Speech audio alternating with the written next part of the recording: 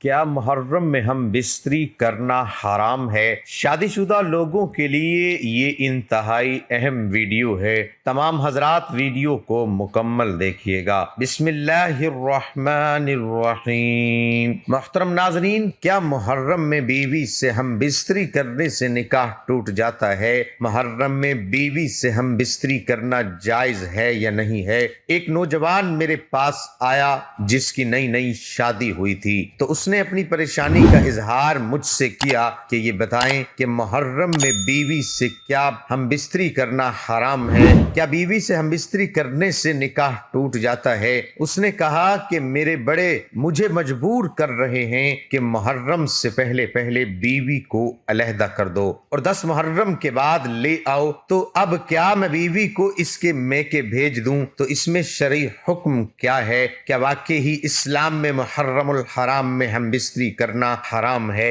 اور ایسے بہت سے لوگ ہیں جن کے ذہنوں میں یہ سوال ہے، اور اکثر ایسے ہوتا ہے کہ جو نوجوان جوڑے ہیں ان کو محرم میں الگ کر دیا جاتا ہے، تو کیا ایسا کرنا درست ہے یا نہیں؟ ناظرین، 5 حالتیں ایسی ہیں جن میں ہم بستری کرنا حرام ہے۔ اب جب یہ میں 5 حالتیں بیان کروں گا تو آپ کو محرم کے بارے میں بھی جواب مل جائے گا کہ محرم میں ہم بستری کرنا جائز ہے یا نہیں ہے۔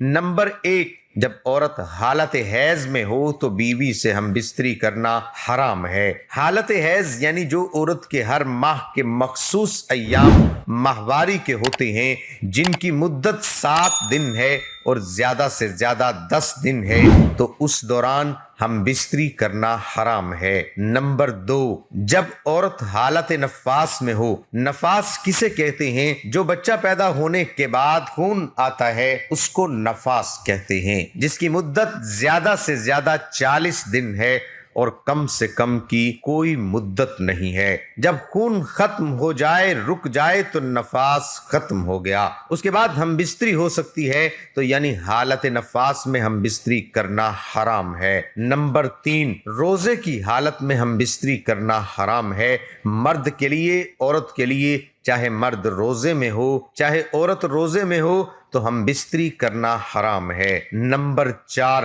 اعتکاف کی حالت میں، چاہے مرد اعتکاف میں بیٹھا ہو چاہے عورت اعتکاف میں بیٹھی ہو، تو ہم بستری نہیں کر سکتے۔ نمبر 5، احرام کی حالت میں، چاہے حج کا احرام ہو چاہے عمرے کا احرام ہو، احرام کی حالت میں بھی ہم بستری کرنا حرام ہے۔ ان 5 حالتوں کے علاوہ کوئی حالت ایسی نہیں ہے جس میں شرعاً ممانعت ہو۔ تو محرم میں ہم بستری کرنا بالکل جائز ہے، حلال ہے، حرام نہیں ہے، اور نہ ہی اس سے کوئی نکاح ٹوٹ جاتا ہے۔ جو نوجوان جوڑے جن کو والدین مجبور کرتے ہیں کہ بیوی کے میکے بھیجے، تو آپ ان سے بھی سوال کریں، نہ کہ آپ بھی بھیجیں۔ ایسا کوئی شرعاً حکم نہیں ہے کہ بیوی کو الگ کر دے اور محرم میں ہم بستری نہ کرے۔ شرعی طور پر اس میں کوئی قباحت نہیں ہے۔ علماء کرام اس بارے میں کیا فرماتے ہیں؟ کیا محرم الحرام میں میاں بیوی ہم بستری کر سکتے ہیں یا نہیں، اور کن کن دنوں میں ہم بستری کرنا منع ہے؟ محرم الحرام میں جمع کرنا بلا قباحت جائز و درست ہے، کیونکہ اعلیٰ حضرت امام احمد رضا خان بریلوی رحمت اللہ علیہ تحریر فرماتے ہیں، ماہ محرم میں نکاح کرنا جائز و درست ہے۔ نکاح کسی مہینے میں منع نہیں ہے، لہذا ثابت ہو گیا کہ جس طرح نکاح کسی بھی مہینے میں منع نہیں ہے، اسی طرح جمع کرنا بھی کسی بھی مہینے میں منع نہیں ہے، وہ محرم الحرام کا مہینہ ہو یا دیگر مہینہ ہو۔ کن کن راتوں میں ہم بستری کرنا منع ہے، اس کی وضاحت کرتے ہوئے امام غزالی رحمت اللہ علیہ حدیث تحریر فرماتے ہیں، امیر المؤمنین حضرت علی رضی اللہ عنہ سے روایت ہے، ہر مہینے کی چاند رات اور چاند کی 15ویں شب اور چاند کے مہینے کی آخری شب مباشرت کرنا مکروہ ہے کہ ان راتوں میں جمع کے وقت شیطان موجود ہوتا ہے۔ تحقیق یہ ہے کہ ان راتوں میں مباشرت جائز ہے، لیکن احتیاط اسی میں ہے کہ مباشرت کرنے سے ان راتوں میں پرہیز کرے۔ نیز اذان و نماز کے وقت ہم بستری نہیں کرنی چاہیے،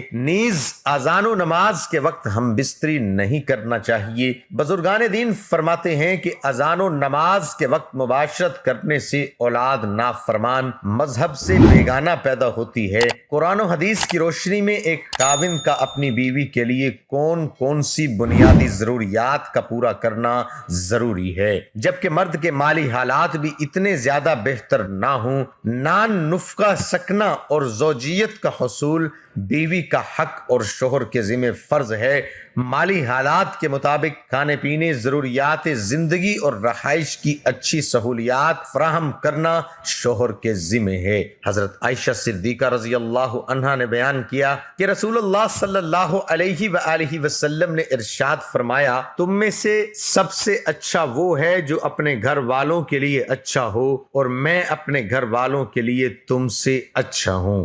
گھر کے خوشگوار ماحول کے لیے ضروری ہے کہ میاں بیوی ایک دوسرے کے حقوق ادا کریں، خوش خلقی کا معاملہ کرے، نرمی اور شیریں زبان اختیار کرے، اور اگر کوئی ناگوار بات پیش آئے تو اس کو برداشت کر لے۔ خصوصاً مرد کا فرض ہے کہ وہ صبر و تحمل کا مظاہرہ کرے۔ عورت فطرتاً کمزور اور جذباتی ہوتی ہے، اس کی کمزوری کی رعایت کرے۔